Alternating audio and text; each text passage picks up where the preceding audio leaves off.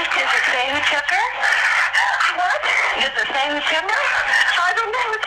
There's a ransom note here. It's a ransom note? It says FBTC. Victory. Please. Okay, what's your name? Are you Kathy Ramsey, I'm the mother. Oh my God. Please. I'm sending an officer over, okay? Please. Do you know how long she's been gone? No, I don't.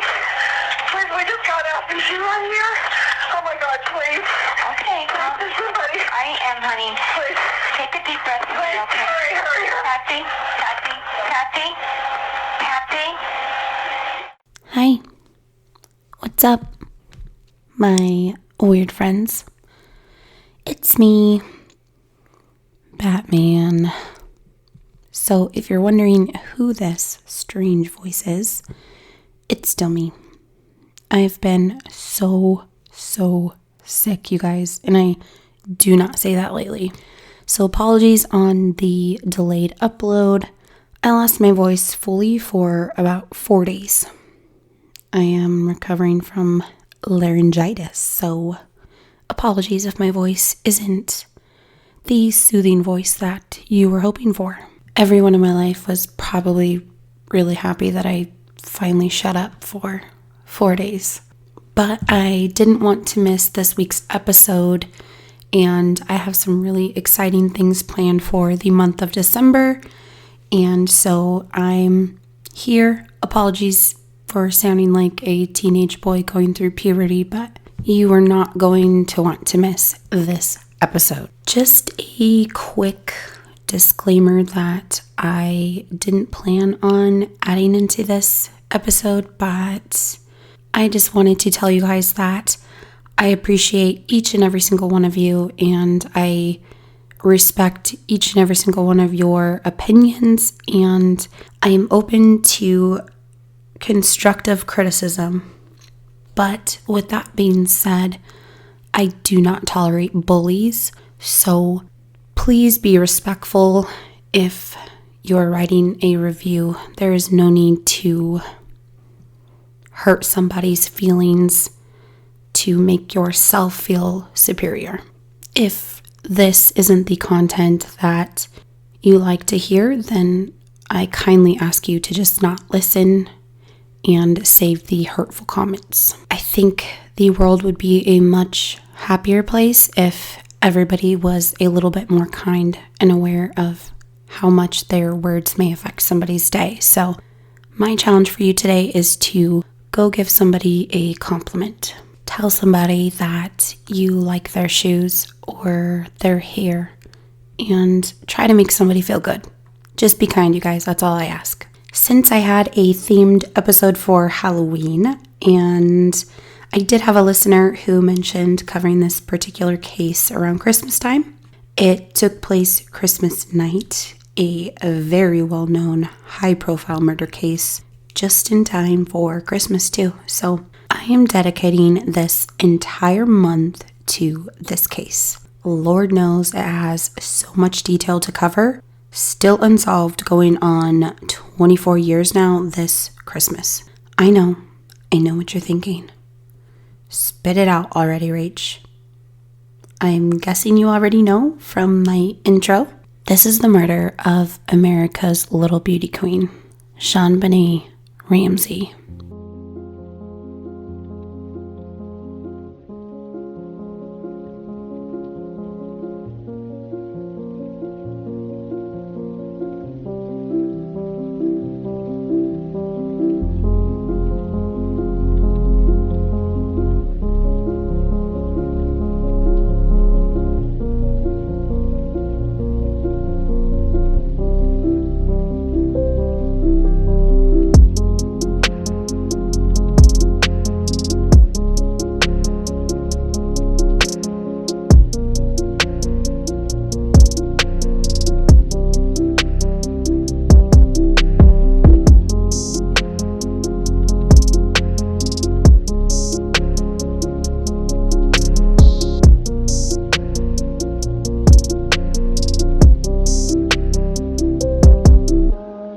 I mentioned this case before in my intro episode to my podcast.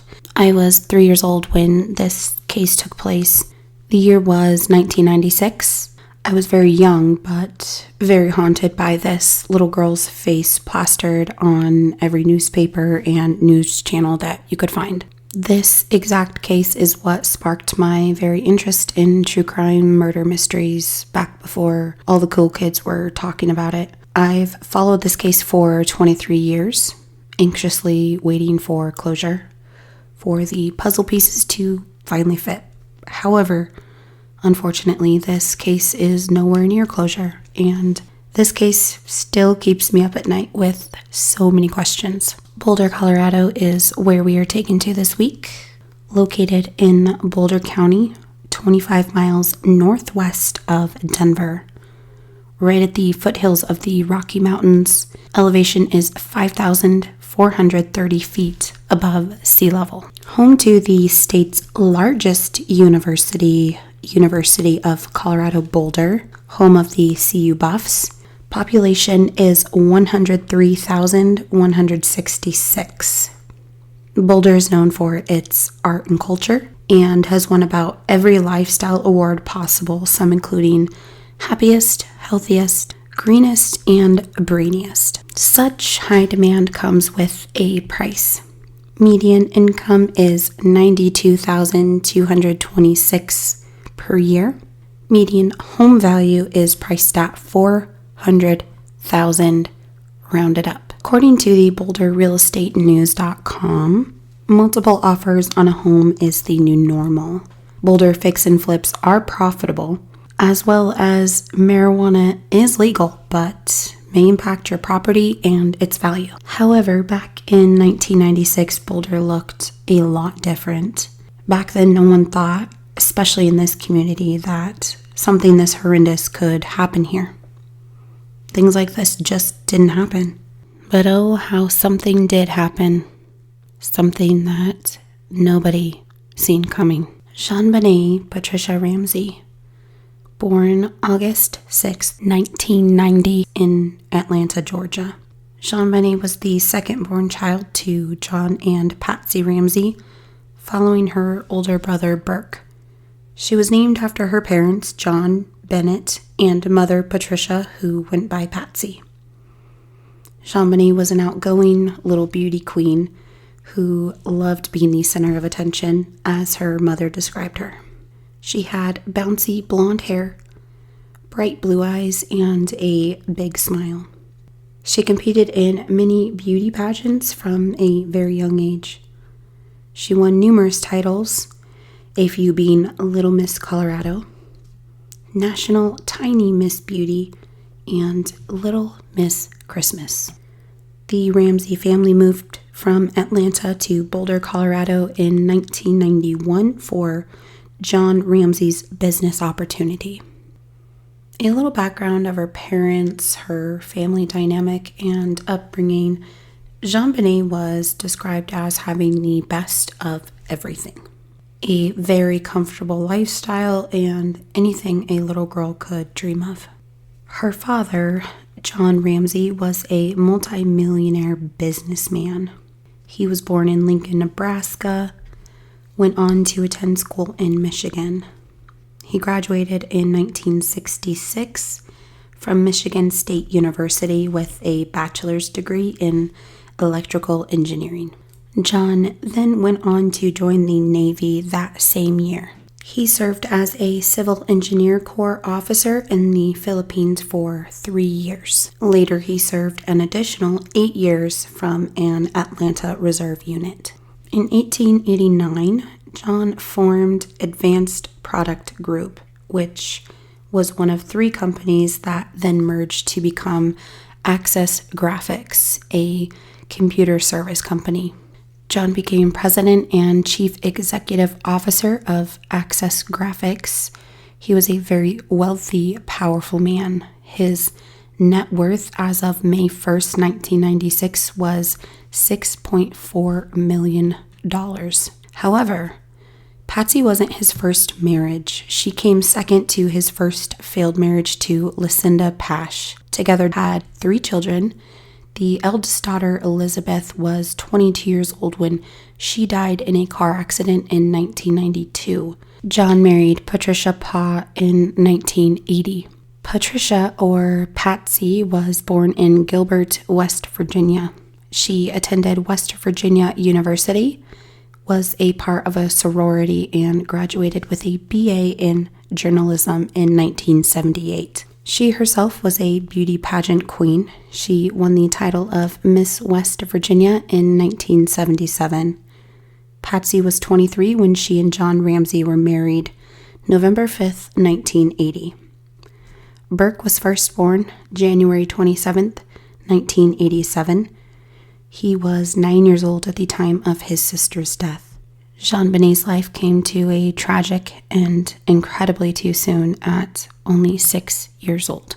I wanted to kind of give you a rundown of the layout of the Ramsey home. I think it's very important to consider in this case. The Ramsey's Boulder home appears much smaller from the front angle than the back, which stretches onward and upward. The home has 4 levels, including the basement. JonBenet had a second floor bedroom with a beautiful balcony. Down the hall is Burke's bedroom, and above Burke's bedroom on the 3rd floor is where the parents' bedroom is located.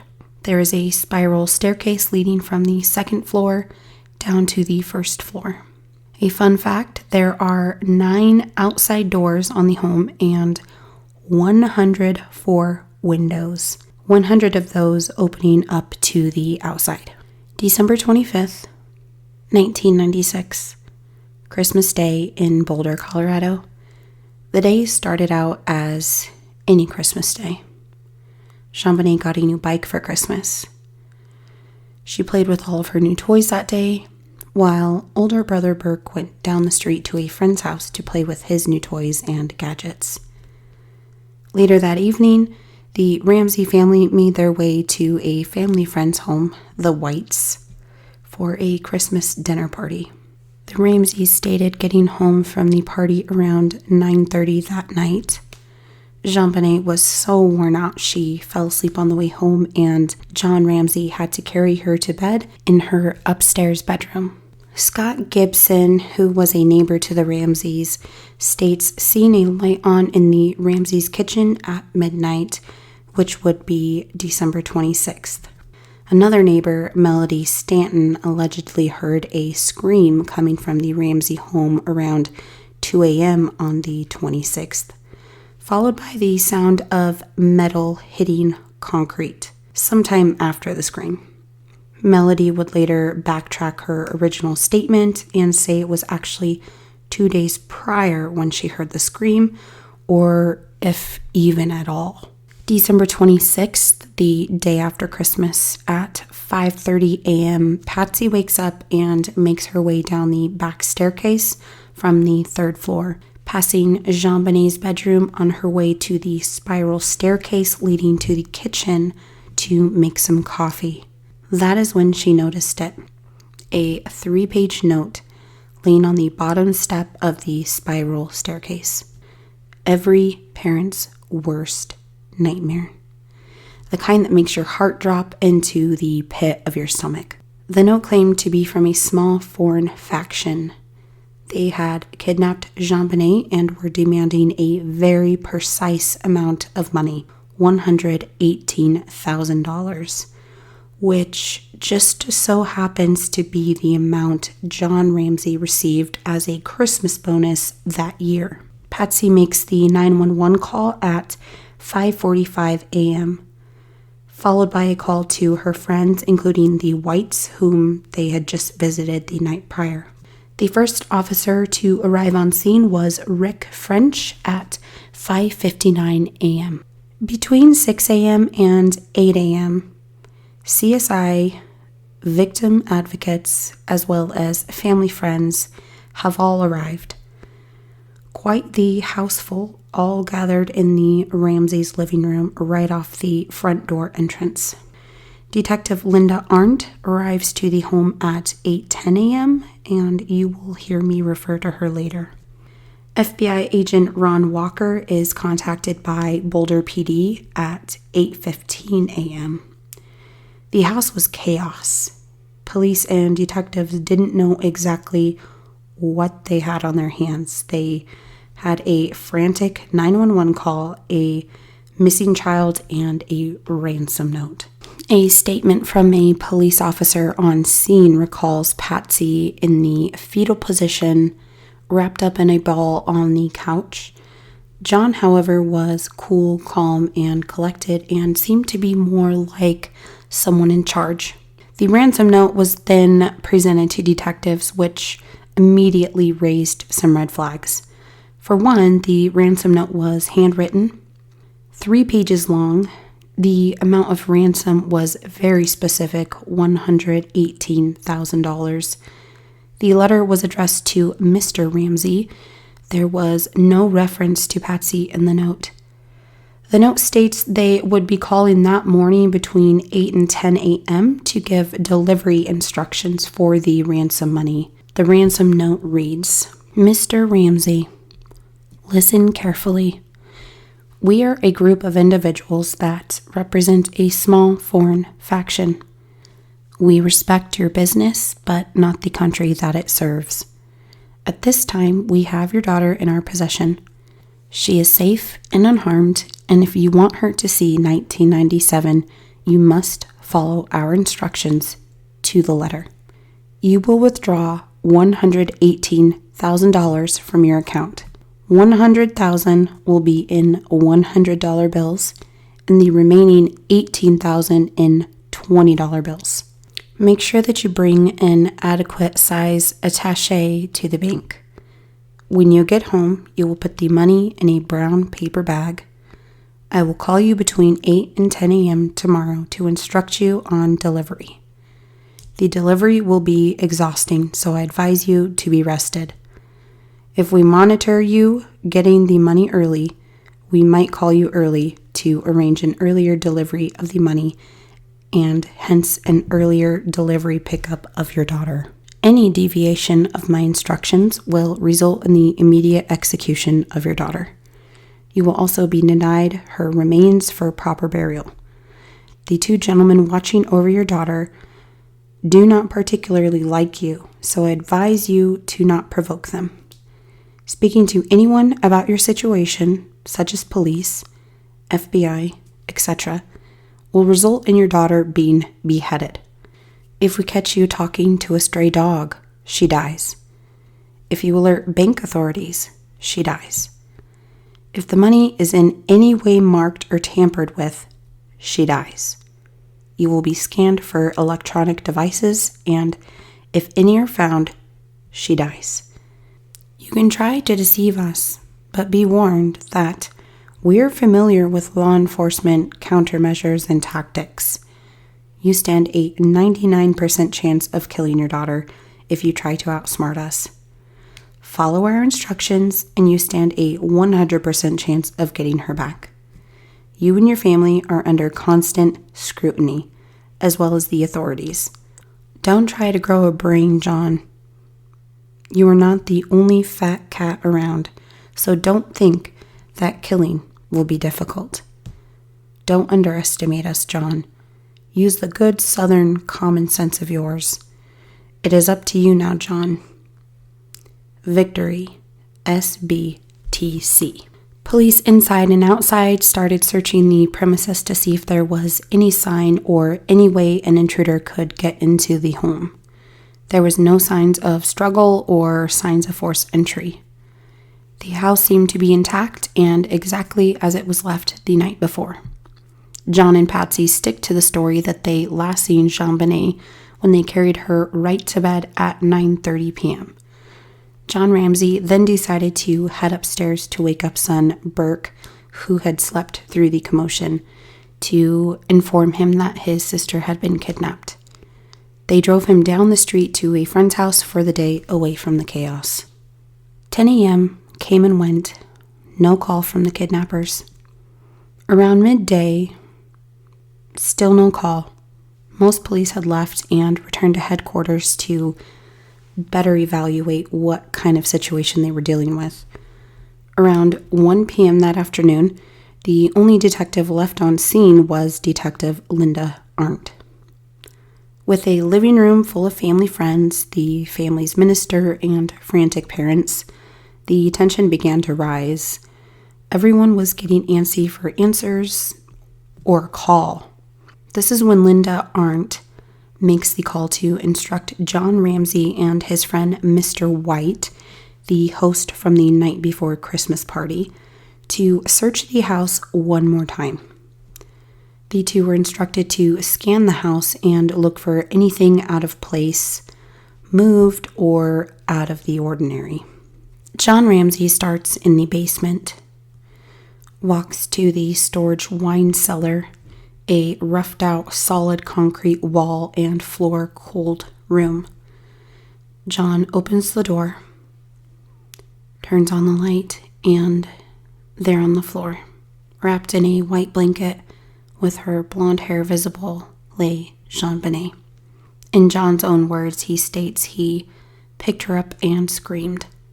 The kind of scream like in a bad dream. You are terrified and open your mouth and nothing comes out. Mr. Ramsey was in shock. He carried JonBenet upstairs where everyone was gathered in the living room and laid his daughter's body on the floor. Rigor mortis had already set in. This happens when joints and muscles stiffen, usually a few hours after death. Detective Arndt leans over the body to check for a pulse, looks up at John and says, "She's dead." Patsy Ramsey began screaming and crying profusely, as described by the investigator. It was the sound of a mother's wail. Mrs. Ramsey began rocking back and forth on the floor, holding JonBenet's body. Around her neck was a garrote, as described in a previous case of mine. It was crafted with a nylon cord and a stick of some sort, wrapped around her throat and pulled tightly, so tight it left rope burns. Her hands were bound, and duct tape covered her mouth. Everyone else in the room was silent. No one could find the words to say. What do you say when you know nothing will make the situation better? This was no longer a kidnapping. This was a murder. The body was hidden in the home the entire time, right under their feet. So why leave a ransom note demanding money if killing the little girl was the plan all along?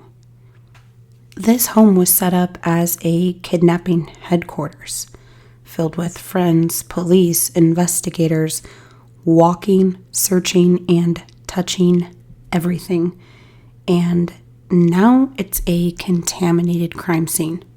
Potential evidence is now mixed amok with numerous fingerprints, shoe prints, touch DNA, so police then asked everyone to leave the home so that they could properly secure the crime scene.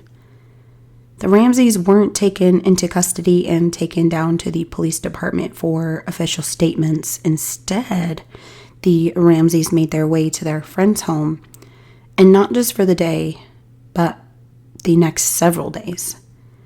Within those next several days, both Ramseys lawyered up, each with their own separate lawyers. These high-powered, expensive lawyers advised their clients to not speak to the police, and they didn't.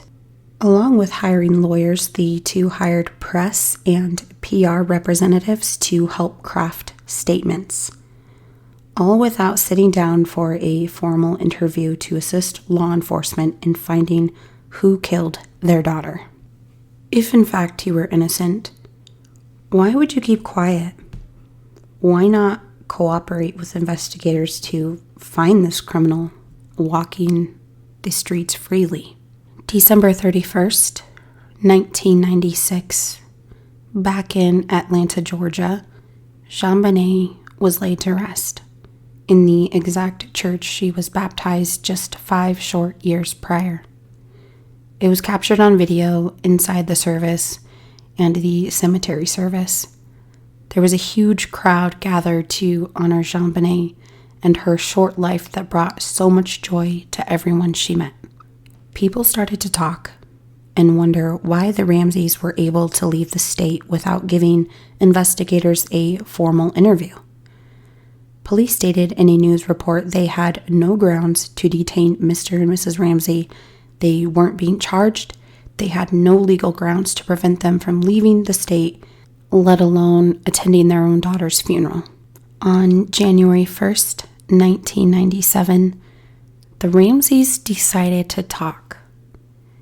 It just wasn't going to be with the police. One day after their daughter was laid to rest, Mr. and Mrs. Ramsey sat down for an interview with CNN right in Atlanta, Georgia. No interview with police yet, but ready to talk on national television. You can find this interview and many others on YouTube if you are interested in listening. Here's a quote from Patsy in the interview. "There is a killer on the loose. I don't know who it is. I don't know if it's a he or a she, but if I were a resident of Boulder, I would tell my friends to keep your babies close to you. There's somebody out there." In my own opinion, Patsy Ramsey appeared drugged up, very monotone, poker face. John Ramsey seemed almost irritated with Patsy. You could notice a little tension in the way that he looks at her when she talks. John Ramsey stated in the interview they were going to sit down with the Boulder police when they returned home and that they wanted the police to know everything possible that can help them with the investigation. Boulder officials were interviewed following the CNN interview matter, and they stated the department was shocked the interview took place, and it was outside of their knowledge of this interview even taking place. When the Ramseys returned home to Boulder, the media was waiting for them, and so were the police. This is when the media gets a hold of video footage of JonBenet competing in her beauty pageants. Footage showing JonBenet dressed in mature-like clothing a young woman would wear. She had her hair done up big with full face of makeup and a lipstick.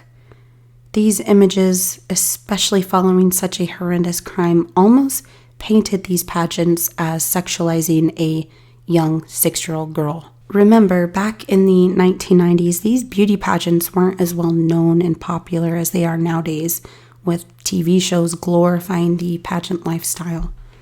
The Ramseys got a lot of backlash after the footage was released to the public. The world seen JonBenet as this little girl in her beautiful costumes, and the case became a media frenzy. It was sensationalized. Every newspaper cover and every news channel was painted with her face, her elegant wardrobe, walking across the stage for everyone to admire her. All the reporters, producers, photographers, and tabloids wanted to get a piece of this case. Who killed this 6-year-old beauty queen? If you want to find out, you are going to have to join me next Wednesday for part 2 in the JonBenet murder series. You know what time it is. That's right. It is time to lighten the mood with some really corny jokes of mine. Actually, I've got some Christmas jokes and puns for you guys this time. Which of Santa's reindeer has the worst manners? Rudolph. Get it? Rude-olf? No? Okay, next. How do angels greet each other? Halo. What does Santa suffer from if he gets stuck in a chimney? Claustrophobia. What's a snowman's favorite breakfast? Ice Krispies. Okay, last one. What kind of motorcycle does Santa ride? Holly Davidson. Okay, I lied. One more. What's the difference between snowman and snow ladies? Snowballs. I will be taking a Christmas break the week of Christmas and the following week for New Year's. I really want to just spend this time with my girls and my family. And I have a sweet baby niece that is going to be born any day now. So I'm going to use up as much time as I can snuggling her and enjoying myself. I will not be bringing back the conspiracy theory episodes until the JonBenet murder series is over. And then what I will do after Christmas and New Year's break, I will come back and alternate weekly on true crime cases and then alternating the next week to conspiracy theories. As of right now, I am just super busy and I can definitely pop out 2 episodes a week. It is just going to be very difficult, and I want to give you guys a little longer episodes and really good quality content. So let me know what you guys think. Don't forget to go follow me on Instagram at Pocketful of Crime. I do have a Facebook page up now if you aren't following me on there already. It is the same screen name, Pocketful of Crime. I post pictures of each weekly case so that you can put a face to the crime. Either of these platforms, as well as my email, you are welcome to reach out and request any true crime cases or conspiracy theories that you would like to be featured in a future episode. As always, thank you so much for listening. If you liked this episode, be sure to give me a like, comment, share with a friend, and give me a rating. I want to wish you guys a very merry holiday season and new year. I know that this time of year can be very lonely. This is going to be a difficult holiday season for my family and I. This is the first holiday season without my dad. Don't forget about my weekly challenge for you guys today. Go give somebody a compliment. Go give somebody a hug. Go tell somebody they're awesome and they're doing a great job at life. Until next time, stay weird, my friends. Oh, and one more thing. Hi, Mom.